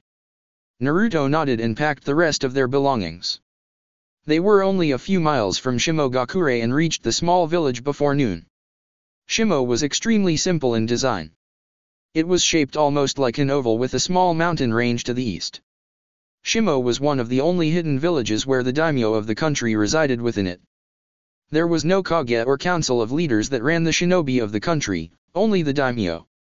During the Fourth Shinobi World War, the Shimo daimyo was evacuated, along with the other daimyos, to a safe house in order to be out of the way of the fighting. Because of the alliance's work, there had been virtually no casualties to the civilians during the war as well. The little village of Shimo had to rebuild when they returned to their homes after the war, but they had prospered ever since. Shimogakure was comprised of large, expensive houses and thriving shops. Commerce and trade was booming in the small village, and because of the modest population, the wealth was dispersed abundantly. When the citizens saw Naruto Uzumaki pass through their streets, they all immediately crowded around the man. They all knew if it was not for the blonde hero, they would have been stuck in an illusion at the moment. Naruto and Kurochuchi were able to dispel the crowd after a few minutes of sheepish gratitude and careful footing. As soon as they managed to be free of the large group of people, the Shimo daimyo had made his presence known to the two shinobi. He was seated on a large horse with a small team of shimonin accompanying him. The daimyo was an old man of almost 70 with a bristly mustache accompanied with a long, graying beard. His face was usually shrewd and stoic, but when he saw Naruto that day, his expression was jolly and carefree. "Welcome. Welcome, Naruto Uzumaki. We are all blessed to have the great war hero in our humble village. Pray, why have you come?" Naruto rubbed the back of his head and smiled with bashfulness. "I appreciate the sentiment, Daimyo-san. We're only passing through your friendly village and wish to resupply for our journey to Kumo." Naruto never knew a bearded, old man could smile so widely. "Then, please come with me. You must be weary from your travels." The old man turned his horse around and headed east towards the mountains. Naruto looked at Kurochuchi. She shrugged and followed after the old man and his entourage of shinobi guards. The blonde was in a rush, but he supposed that stopping for a small break could not hurt. Naruto waved to the remaining throng of admirers and headed after Kurochuchi's retreating form. The main path that led into Kaminari no Kuni started at the base of the small mountain range. Underneath the shadows of the mountains, on the eastern side of the village, was the large house of the daimyo. It was more like an ornate castle than a house, however. The home was painted snow white with gold trimmings bordering around the edges. It was mostly comprised of one large building with a couple smaller ones surrounding it. Naruto whistled in awe when he saw the great construction. "The man likes to live lavishly, huh?" Naruto's comment seemed to float over Kurochuchi as she could only stare in wonder at the structure. Giant, pearl-colored doors opened before the group when they reached the front of the compound. A beautiful courtyard shined before them as they passed through the doors. Kurochuchi's awestruck expression did not change when she saw the courtyard. Growing up as the Chuchikage's daughter, the Iwanin was not unfamiliar with luxury, but she still knew how to appreciate a wealthy impression. Servants and guards of the daimyo stared with wide eyes and bright smiles when they saw Naruto pass by. As they reached the large building that was the primary residence of the daimyo, Naruto noticed the doors of the building were surprisingly red. It was the only part of the whole compound that was not colored white or gold. The thick red doors opened for the small party as they got closer. The daimyo swiftly dismounted from his horse and they walked through the great doors into the main building. Upon entering the enormous building, there was a great hall of crimson design that overwhelmed the eye with vivacity. Kurochuchi admired the coloring choice and Naruto grinned at the splendor of it all. The party marched down the hall, and when they reached the end of it, There were 3 separate doors located in front of all of them that led in separate directions. The party stopped before the 3 doors and the daimyo dismissed his guards. After the shimonin left their presence, the daimyo turned to address his guests. "Welcome to my modest residence, my friends." Naruto tried not to laugh at the obvious contradiction and managed to only smile in a grateful manner. "We are very honored, daimyo-san." Naruto bowed and Kurochuchi followed suit. The daimyo grinned and gestured toward the middle door. "Would you two grant me the privilege of having lunch with your company?" Naruto was hesitant at the offer, but he should have known the daimyo was going to make the gracious proposal. It would be unwise to refuse his hospitality. "Of course, daimyo-san." "Wonderful." The middle door suddenly opened as if of its own accord and the daimyo glided towards it. Naruto and Kurochuchi followed after him. As a direct contrast to the impressions and character of the daimyo's house, the room that was behind the middle door was small and simple. A long table was located in the center of the room. 3 comfy-looking chairs were already placed around the table and silverware was strewn across the lovely tablecloth. Naruto and Kurochuchi took their seats at the table and the daimyo sat down on the opposite side of them. As they waited for their meals, Naruto decided to add what was on his mind. "Daimyo-san, I want you to know that we both greatly appreciate your geniality, but..." "Oh my, how rude of me." The daimyo's interjection caught Naruto off guard. The daimyo was looking at Kurochuchi, who appeared to be just as taken aback as the blonde next to her. "I have not asked your name, my dear." "You must excuse me, of course. I tend to look over some people every now and then. I blame old age." The elderly man began to cackle as a servant set his dish in front of him. Kurochuchi introduced herself respectfully when the servants brought out their meal. "My name is Kurochuchi. I am the Iwa representative for the Shinobi Union and granddaughter to the Sandaimechu Chikage." Kurochuchi did not really intend for the Shimo daimyo to fret over her position, but he did, nonetheless. "It is quite an honor, daimyo-san. This is truly an exquisite home that you have brought us to and we are very grateful." Kurochuchi hoped her remark sounded sincere. The daimyo smiled with fervor and laughed heartily. "Thank you, my dear. Because of the success of the village, all of my citizens are able to enjoy such opulence." Naruto was curious about the demographics and economical methods of the village, but he had more important matters to discuss. "Daimyo-san," Naruto said as a large platter of steamed crab was set in front of him. "I'm afraid we do not have much time to speak leisurely because of our arduous journey to Kumo." "Nonsense." The daimyo's exclamation was joyful and dismissive. "You have plenty of time before the snowfall begins and blocks the mountain passes. It isn't every day that I have such special guests in my home. Please, eat." Naruto did not want to yield so easily, but when an enormous bowl of steaming ramen was set before him on the table, he gave in for the moment. After a few minutes of eating, Kurochuchi inquired something of the daimyo. "Naruto is right, daimyo-san. After lunch, it would be best if we gather the supplies we need and be on our way." Naruto looked up from his almost finished bowl of noodles to see the daimyo's expression. There was something similar to anxiety buried within his wrinkled face. "Yes, well. I would be happy to supply both of you with whatever you require." The daimyo paused and fear washed over his eyes. "If you both would give me your aid." Naruto's eyes sharpened and he leaned over the table. His ears were alert and his fingers tensed. Kurochuchi rolled her eyes at his ability to become so serious at just a few words. The man was notorious for getting pushed into a specific attitude so quickly. She rested her chin in her hand and asked, "And that is?" The daimyo smiled weakly with closed eyes. "It wouldn't take much of your time, I promise. You see, there is a small village in the mountains close to the border that is a haven for 2 great clans of Shimo. Both of these clans have had rough histories with each other over the ages, but after the war ended, both clan heads decided to make a treaty of sorts. They created the peaceful village where both clans have lived for almost 4 years now. At first, there was tension in the new village, but there were no real problems until recently." The daimyo swallowed a lump in his throat and his face darkened. "There have been reports of one of the clans attacking and killing the other's members in cold blood. Skirmishes have begun and we are all worried that there will be war between the 2 of them." Both clans are important to Shimo and we want no casualties in our country. We are peaceful people, of course.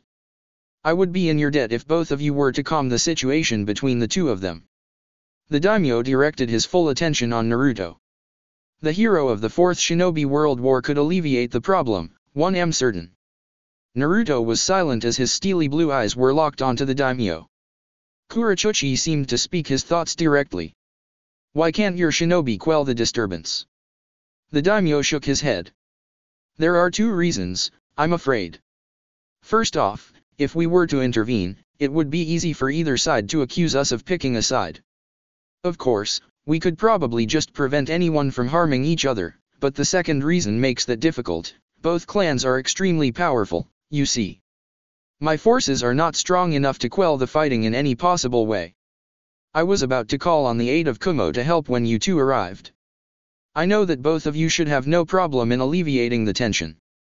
Naruto was still silent as he pondered over the daimyo's words. Kurochuchi was uncertain about the situation. She wanted to help but she wondered if it was for the best. The daimyo tried to make the proposition more reasonable. It's on your way to Kumo, anyways. The main road there passes right through the village. You won't even have to come back here. Just go to the village, try to calm things down, and then report back. I'll give you both all the provisions you will need, consider it a gift of our friendship. The daimyo was appearing to be more and more desperate with every word he spoke. Naruto was not really a fan of bribes, but there was nothing really immoral about taking the supplies and helping the daimyo. In fact, it would be immoral not to help. Naruto knew he could handle whatever came his way but he was worried about Kurochuchi. She was getting more fragile every day. Whatever had been bothering her, seemed to be increasing significantly ever since Taki. Naruto was not sure Kurochuchi could handle an actual battle in her condition. Still, they would have to go to the village no matter what because of the main path. Before Naruto could make up his mind, Kurochuchi made the decision for the both of them. Naruto's eyes widened as she spoke with confidence he had not seen in her for some time now. We will do it. Kurochuchi's jaw was set and her rosy eyes carried strong resolve. Naruto thought she looked beautiful. He still had his reservations about the decision, but he supposed simple caution would warrant a decent amount of safety for the both of them. He would follow her into any storm, he decided. For the next few hours, the two shinobi were debriefed on the abilities and history of the two clans. They needed to be ready for what was to come. As the daimyo spoke in a grave tone, Kurochuchi wondered if she would be able to handle the events that were soon to be thrust upon her. She was certain the task they had been given would not turn out to be too strenuous. She was correct in one way, but she soon found out she was horribly wrong in another. Mitsu abhorred the smell of smoke. She did not even know she hated it so much until recently. The smoke would sting her eyes and tears of agony would fall from them. She blamed the smoke for the tears, but she knew it was not the smoke's fault, it was her circumstances. The Igarashi clan had burned another house this time and it just happened to be her own. Mitsu regretted leaving her mother at home that day as she went with her father to their neighbor's house. She heard her mother's screams as the smoke stung her eyes. The Kitagawa clan used their abilities to quickly extinguish the fire but the damage had already been done. When Mitsu's father, the Kitagawa clan head, saw the burned corpse of his wife, the amount of rage in his glacier-colored eyes reminded his daughter of the flames again. Mitsu was only 9 years old, but she knew this horrible day was going to live in her memory for an eternity. Mitsu's father called the rest of the clan together that night. Mitsu was there along with everybody else in the clan, seated in the corner of the large meeting room. She was looking out a window where the cold stars tried to give her some remedy for her fresh wounds. The stars were failing miserably. Mitsu could hear her father's voice ring across the room. How many more houses will need to burn before the Igarashi are satisfied? A great clamor boomed around the room as all the clan members shouted their agreements. How many more women and children must die? I say that tonight we annihilate the threat of the Igarashi once and for all. There was no defiance to the suggestion and more shouting ensued because of it. Mitsu was confused. Her father used to be so calm and peaceful towards the Igarashi. 4 years ago when she was really little, Mitsu remembered seeing her father hug and thank the Igarashi clan head. He had said he wanted to end the hatred between the two clans forever. She wished her father was like that again. His eyes seemed so much warmer then too. They were cold now like the mistaken stars outside the window. Mitsu did not want to join in on the fighting. Her father probably did not want her to anyways. She was not skilled with the clan's Kekai Genkai yet. The Kitagawa clan was the only known clan left that utilized the ice release. The famed Yuki clan of Mizu no Kuni was all but forgotten and had been killed off years ago. There were old tales of the Kitagawa being somehow distantly related to the Yuki, but that was never proven. Mitsu had been told about the Kitagawa and the Igarashi's bloody history from her father once. The Igarashi were one of several clans who were skilled in the storm release. During the Warring States period, the Igarashi and the Kitagawa had fought each other like so many other clans did at that time. After the period had ended and many shinobi villages sprang up, the clans decided to move to different villages. The Kitagawa moved to Kiri while the Igarashi went to live in Kumo. For a time, there was peace. When Kumo and Kiri fought each other during the Shinobi World Wars, cycles of hate accumulated between the clans once again. The Kitagawa clan eventually left Kiri before the civil war between the Kekai Genkai users and the Kiri loyalists broke out, and they settled in Shimo. Of course, the Igarashi were outraged by this movement and attacked the Kitagawa. Kumo, not wanting to deal with the political ramifications of the Igarashi clan's actions, banished them from their village. For many years, Shimo no Kuni was home to the Igarashi and Kitagawa. Shimogakure was able to control the animosity between the two clans for a time and there was no more fighting for many years. During the Fourth Shinobi World War, the Kitagawa and the Igarashi united under the Shinobi Alliance with the rest of the world. At the end of the war, the two clans decided to end the hatred indefinitely and formed a community in the mountains of Shimo. There was finally true peace between the clans, until a few weeks ago. No one knew exactly how it happened or who had done what, but a horrible incident had occurred in the small village. The son of the Igarashi clan's head was murdered one night and the killer was not found. The Igarashi had quickly blamed the Kitagawa and at first, there were only simple arguments. However, it was not long until the arguments became fights and acts of vandalism ensued. The Igarashi first started burning houses only a few days ago. For whatever reason, they had tried to be certain the houses were vacant when they burned them, but that changed soon enough. Innocent women and children had been killed before long and now it seemed the hatred was never going to leave. Even though the Igarashi had undoubtedly killed her mother, Mitsu just could not hate them for it. She knew hate was toxic and contagious.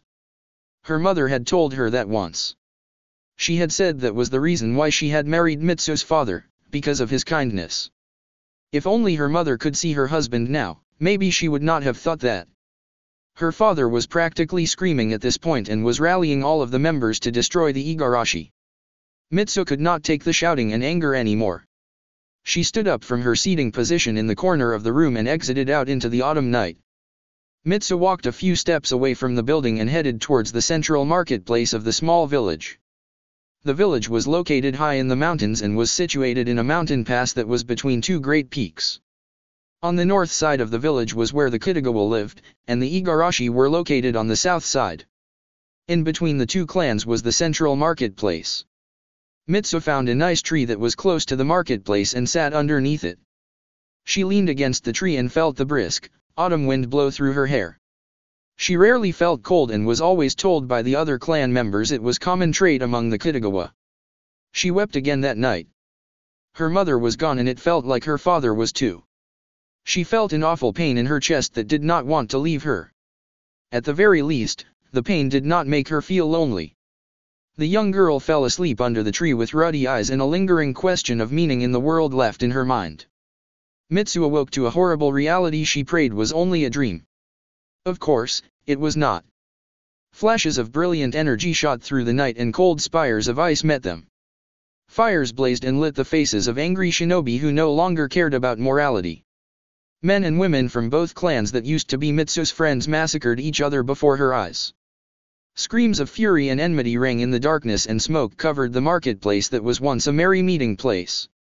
The irony of the situation was unknown to Mitsu as she witnessed the horrible reality of hatred.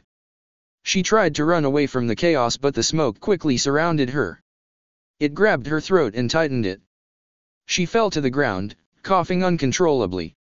The screams of rage mixed with yells of agony in the autumn night, and Mitsu could dimly make out the light of the stars above her as she lost consciousness.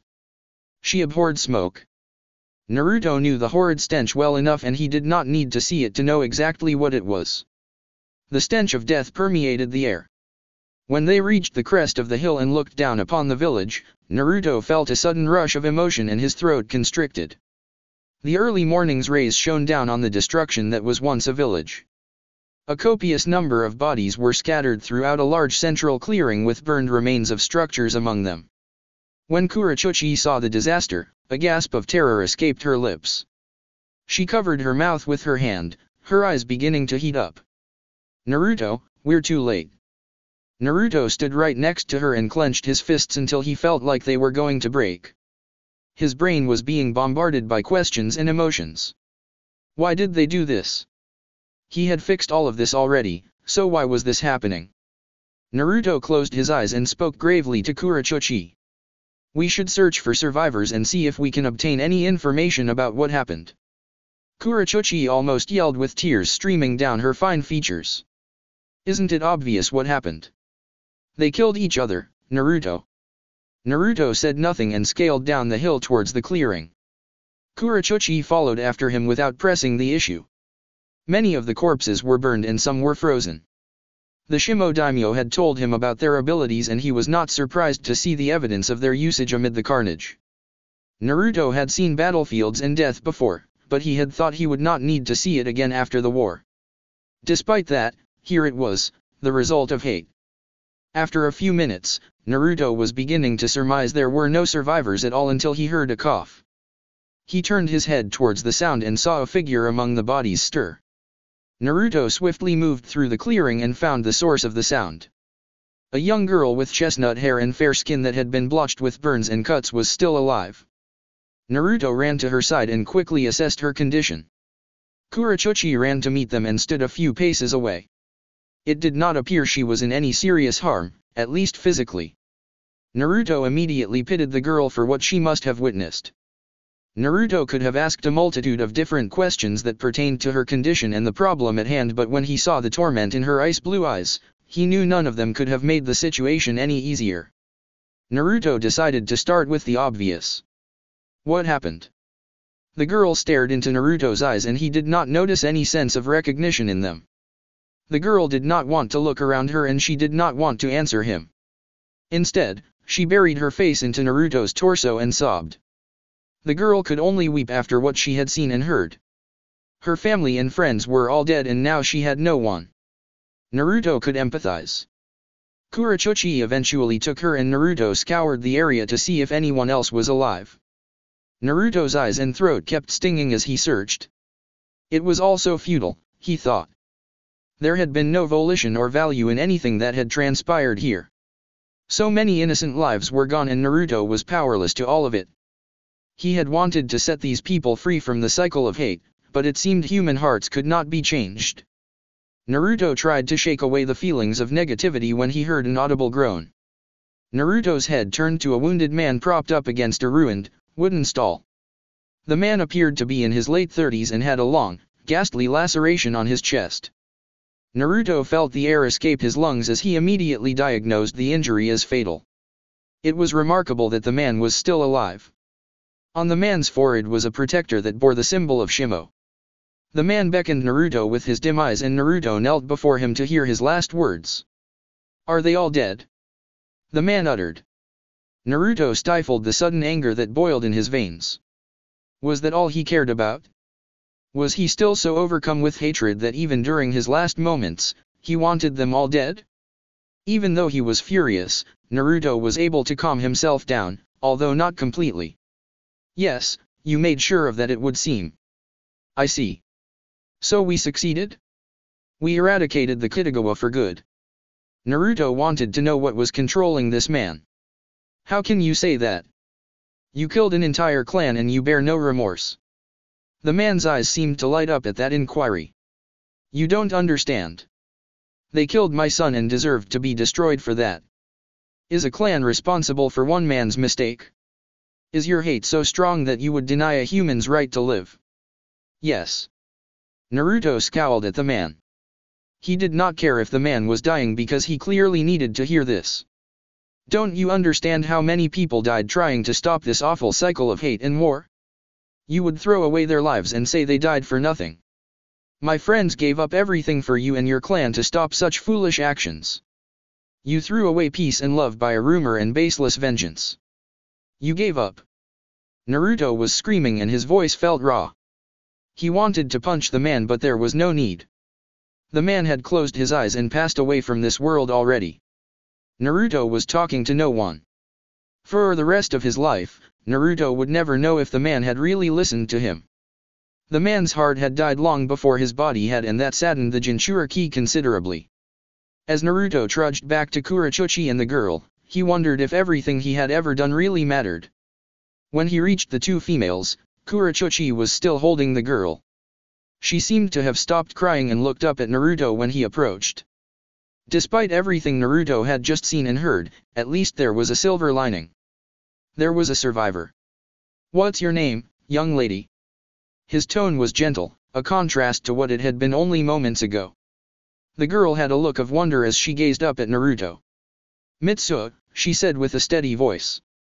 Mitsuo Kitagawa. Naruto gave her a sincere smile. At least, the dead man had not succeeded in his attempt to kill the entire clan. He had failed and there was still a survivor of the Kitagawa clan. Naruto knelt down to the ground and met Mitsuo's gaze. That's a beautiful name. Naruto's smile weakened. I'm afraid that you are the only one of your clan left. Naruto's throat burned as he choked the words. He knew they were blunt, but the girl needed to hear them. I'm so sorry. Mitsuo's cool eyes looked down to the ground and seemed to mull over the heavy words. She was still so young, Naruto thought. She did not deserve any of this. Her parents were gone now and there was nothing that could bring them back. Naruto was so familiar with the feeling of hopelessness and grief it was almost nostalgic for him. He could not let another human go through the same life he did. She needed someone. Do you have any other family or friends that can take care of you? Naruto felt the question was obligatory but he already knew the answer. Mitsuo shook her head and tightened her grip with Kurochuchi. The kunoichi was looking at the girl with a tender expression that made Naruto's body feel warmer. Naruto took a deep breath and stood up from his position. He stood tall and his eyes locked onto the little girl. Then it can't be helped. The both of us will have to take care of you. We're on a journey of sorts, you see, and I'm sure we can afford to add one to our little group. Naruto's features expressed great resolve on the matter. He still smiled because he realized he was getting a little ahead of himself. That is, if you would like to, Mitsuo. Mitsuo's eyes widened and her head switched back and forth between the two shinobi. These two strangers were going to let her join them? Did this mean they were her new mother and father? Mitsuo had heard of adoption before but she felt like this was all happening a little too fast. Still, the blonde man standing before had a unique aura about him. He was bright and kind, like her father used to be. She felt like she could go with him and feel safe and loved along the way. The woman she was currently holding on to was also sweet, although she did seem sad about something. That was all right, though. Mitsuo was sad too, so maybe the two of them could help each other. Needless to say, Mitsuo could not think of a reason not to join the two of them. In the end, Mitsuo nodded her agreement. Naruto grinned brightly. Wonderful. My name's Naruto Uzumaki and this young lady here is Kurochuchi. Mitsuo directed her gaze at the dark-haired woman. Kurochuchi smiled and stood up with Mitsuo. Pleased to meet you, Mitsuo. We promise to watch over you from now on. Even though Naruto's proposal was a bit absurd and extremely brash, Kurochuchi had no qualms with it. To be honest, they did not seem to have much of a choice on the matter, but she also liked the little girl. She reminded Kurochuchi of when she was younger and felt some responsibility for her. There was also something else about the little girl that interested her. There was something in Mitsuo's eyes that was similar to the feeling Kurochuchi knew. She felt like she could find some answers about meaning and the world with the little girl's help. Mitsuo grabbed Kurochuchi's hand and the two of them looked back to Naruto. The blonde felt a surge of warmth flood his body when the two girls looked at him. It was a warmth that was new to him but one he had always craved. In some form, he believed he had just created a family. Despite the grisly circumstances of the three of them, the trio were trying to find comfort in each other. Naruto, in that still moment of quiet reflection, concluded this was something stable and good. Something that could be built on. Something hopeful. That's it for part 3. Thank you for watching and see you in the next video.